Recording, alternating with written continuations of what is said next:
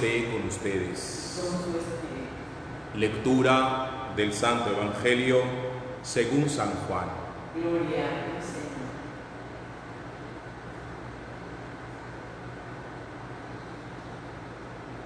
El primer día de la semana, María Magdalena fue al sepulcro al amanecer, cuando aún estaba oscuro, y vio la losa quitada del sepulcro. Fuera, junto al sepulcro, estaba María llorando. Mientras lloraba, se asomó al sepulcro y vio dos ángeles vestidos de blanco, sentados, uno a la cabecera y otro a los pies, donde había estado el cuerpo de Jesús. Ellos le preguntan: «Mujer, ¿por qué lloras?». Ella les contesta: «Porque se han llevado a mi Señor y no sé dónde lo han puesto». Dicho esto, da media vuelta y ve a Jesús de pie, pero no lo reconoce. Jesús le dice: «Mujer, ¿por qué lloras? ¿A quién buscas?». Ella, creyendo que era el hortelano, le contesta: «Señor, si tú te lo has llevado, dime dónde lo has puesto, y yo lo recogeré». Jesús le dice: «María». Ella se vuelve y le dice: «Maestro». Jesús le dice: «Suéltame, que todavía no he subido al Padre. Anda, ve a mis hermanos y diles: subo a mi Padre y a su Padre, a mi Dios y a su Dios». María Magdalena fue y anunció a los discípulos: «He visto al Señor y me ha dicho estas cosas». Palabra del Señor. Gloria a ti, Señor Jesús.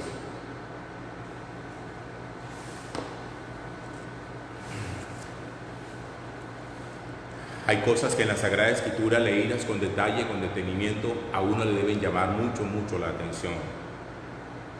Sobre todo en lo que tiene que ver con la vida de Jesús y la relación que tuvo con mucha gente que durante sus 3 años de ministerio público se acercaban a él. Nosotros encontramos en el Evangelio a la mamá de Jesús, a la Santísima Virgen María. Encontramos al discípulo amado, de que la tradición normalmente identifica como el apóstol Juan. Encontramos a aquel a quien Jesús constituyó como piedra, como fundamento de la iglesia, a Pedro. Encontramos a un amigo suyo muy amado, entrañable, como lo era Lázaro.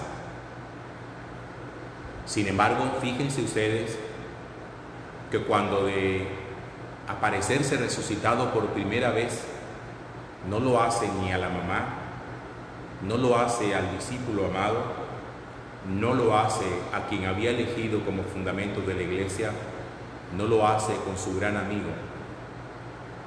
Lo hace con alguien que de pronto en nuestra lógica, en la nuestra humana, uno dice: ¿pero por qué tenía que haberlo hecho con ella? Con María, una mujer de la región de Magdala, de quien dice el Evangelio, dice la Sagrada Escritura, que había expulsado con anterioridad 7 demonios. Esa expresión, que había expulsado de ella 7 demonios, ya es un indicativo de cómo María Magdalena, antes de conocer a Jesús, estaba poseída por la plenitud del mal. Mucha gente dice que era prostituta. No es tan claro eso de que fuera prostituta, pero sí dice la Sagrada Escritura que en ella habitaba la plenitud del mal, que hubiera habido 7 demonios. 7 es el número de la plenitud, de lo perfecto. Es decir, que el mal la había poseído en la totalidad. La había poseído en su raciocinio y la había poseído en su corazón. Miren, cuando uno está poseído por el mal en el raciocinio y está poseído por el mal en la voluntad, uno sin la ayuda del Señor está perdido. Por eso es interesante cómo Jesús cuando se le aparece es a ella. Ella es la primerita persona que lo ve resucitado. Uno se pregunta, ¿por qué? Es que con María Magdalena se cumple perfectamente una frase que ya Jesús había dicho a un fariseo llamado Simón, que lo había invitado a su casa a comer, y que ese fariseo había hecho un juicio en aquella mujer que había entrado a la casa y había llorado sobre los pies de Jesús y había secado con su cabello los pies de Jesús. El fariseo le dice, mira, esta mujer se le ha perdonado mucho porque mucho ha amado. Entonces uno comprende cómo el amor que provenía de María Magdalena por Jesús era un amor primero de haberse sentido profundamente amada, respetada y redimida. Una mujer que había sido vista seguramente por la gente de su época con muchísimo desprecio, que había sido rechazada, que había sido de pronto vista como una escoria, como una intocable. Jesús es la única persona que se acerca a ella con una actitud totalmente distinta, y al verse por primera vez amada por alguien de esa manera, eso tocó su mente y su corazón y dijo, definitivamente puede haber una vida diferente hasta a aquella a la que yo hasta ahora he conocido. Y ahí empieza el proceso de conversión de María Magdalena. Y ahí empieza ella a convertirse en una mujer con una fidelidad absoluta al Señor, de tal manera que estuvo en todos los momentos importantes de Jesús.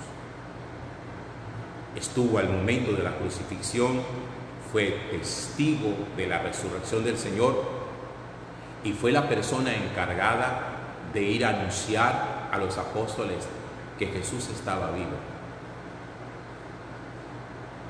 María Magdalena, a mí me gustaría mostrarla como el prototipo de personas que es capaz de enseñarnos a nosotros que para Jesús no hay nada que sea irredimible, que para Jesús no hay nada que se llame, como a veces decimos nosotros, casos perdidos. Jesús hace nueva todas las cosas. Y Jesús nos muestra a nosotros que por mucho pecado que haya, que aunque haya la posesión de la plenitud del mal en nuestro corazón, si nos dejamos tocar por su gracia, Él no nos va a considerar a nosotros nunca convertidos de segunda clase o convertidos de segunda categoría, sino que nos va a poner en la primera fila, mostrando el señorío que tiene sobre el mal, el poder que tiene sobre el mal y la capacidad que tiene para renovar perfectamente a una criatura que a los ojos del mundo no tenía remedio, no había nada que hacer con ella. Jesús es especialista en casos perdidos. Cualquier situación de caso perdido, de posesión del mal en el corazón, basta presentarlo a Jesús, que Él se encarga de transformarlo. Quienes me acompañen en la Eucaristía, a través de esos medios se han dado cuenta que yo cada vez que rezo el Padre Nuestro, al final, yo no digo líbranos del mal, porque normalmente cuando uno dice líbranos del mal está pensando líbranos del hambre, de la falta de trabajo, líbranos de la enfermedad, líbranos de la persecución. A mí me gusta decir líbranos del maligno, que era la traducción original, inicial, que después se transformó en líbranos del mal. Y me gusta decir líbranos del maligno, porque en mi relación con el Señor y conociendo un poquito la Sagrada Escritura, al final uno entiende que el gran poder de Jesús es justamente el librarnos a nosotros de esos 7 demonios, de esa plenitud, del mal que se apodera de nosotros desde dentro, no el que viene desde fuera. Porque se lo vuelvo a repetir, cuando uno dice, y no estoy diciendo con esto que usted tenga que cambiar también y decirlo como yo lo digo, simplemente se lo estoy explicando. Cuando uno dice, líbranos del mal, de pronto está pensando en eso. ¿Qué cosas vienen de afuera que me hacen daño? Y le digo al Señor que me libre de ello. ¿Por qué no pensar qué viene de dentro de mí que me hace daño? Que allí, de dentro de mí, de dentro de cada uno, es donde el espíritu del mal quiere hacer su obra, no de afuera hacia adentro de nosotros, sino de dentro hacia afuera. Eso era lo que vivía María Magdalena.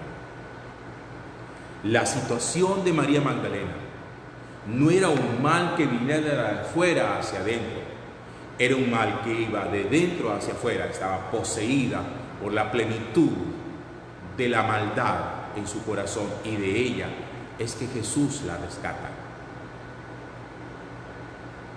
A partir de ese momento, María empieza a experimentar por Jesús un amor total de gratuidad, de ese donde dice, yo no tengo sino gratitud para contigo, porque encontré en mi camino a alguien que me amara, que con su mirada, con su corazón, con el toque de su dedo, hubiera hecho de mí una nueva criatura. Y el premio a su amor fue lo que le permitió a ella poder ser testigo de primera línea de la resurrección de Jesús y de convertirse en apóstol de los apóstoles, la primera que anuncia que Jesús está vivo.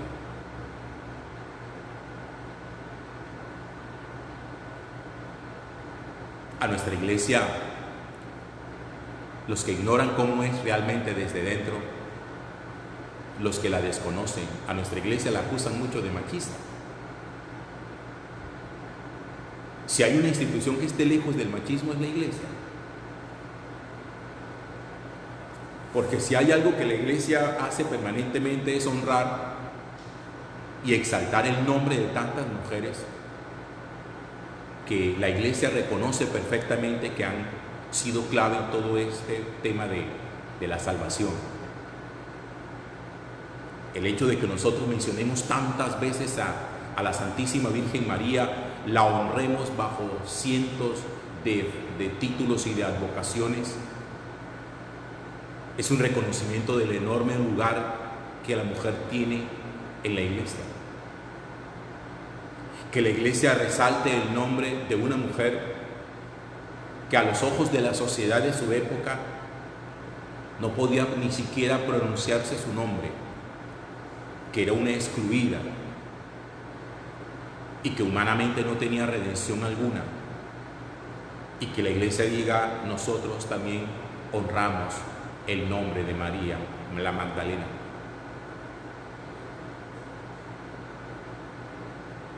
Es que lo que hay es que comprender el modo como Jesús hace su obra de salvación. Pero yo quiero hacer énfasis en el amor de María Magdalena hacia Jesús. Es un amor de gratitud. Claro, cuando hay gratitud, hay amor. Pero cuando no hay gratitud, a uno las cosas le parecen indiferentes. Cuando uno se siente amado, se siente agradecido. Algunas personas no aman por la sencilla razón de que creen que no tienen nada que agradecer y que todos se lo merecen. Algunas personas lo único que hacen es reclamar y exigir sus derechos. Es que el Estado me debe esto voy a demandar al Estado para que me conceda aquello. Es que este es mi derecho, este es mi derecho, este es mi derecho. Y usted tiene que dármelo porque sí, yo me lo merezco, porque me pertenece. Vean, cuando uno no tiene nada que agradecer, o cuando uno cree que todo es merecido, uno al final ni agradece ni ama. Por eso hay hijos que ni siquiera son capaces de agradecer a sus padres el don de la vida y lo que los papás hacen por ellos. Por eso muchas veces los hijos, la respuesta que le dan a la mamá es: ah, ¿quién te mandó a haberme parido? Como quien dice, tú tienes que hacer eso, tú estás obligada a hacer eso, y como estás obligada, pues yo no tengo que decirte a ti gracias de nada. Cuando no hay reconocimiento de que algo se nos da por puro don, por pura gratuidad, no hay gratitud. Donde no existe el sentimiento de la gratuidad, no existe el sentimiento de la gratitud. Por eso, la gente más desagradecida del mundo, los más desagradecidos, son aquellos que creen que lo que tienen se lo han merecido. María sabe que fue amada sin merecerlo, que fue amada de gratuidad, y por eso, a partir del momento de ser amada por pura gratuidad, empezó a tener gratitud. Saber decir gracias, gracias, gracias, es reconocer que hay cosas que se nos han dado, no porque las hayamos trabajado, no porque las hayamos ganado, no porque las hayamos merecido, sino porque hubo alguien que nos amó y quiso ofrecernos. Vea que a usted alguien le ame. Aprenda a ser agradecido por eso. Deje de andar reclamándole el amor a la gente. No obligue a la gente a que le quiera, no obligue a la gente a la que le ame. El amor siempre debe ser de gratuidad. El amor nunca debe ser un reclamo. El amor nunca debe ser una exigencia. Ah, es que tú tienes que amarme a mí, que estás obligado a amarme a mí. Miren, no hay nada más de gratuidad que la experiencia de amar. Y cuando uno se siente amado, lo único que uno sabe decir es: gracias, muchas gracias. Bendito sea el Señor, a Él el honor y la gloria por los siglos de los siglos. Amén.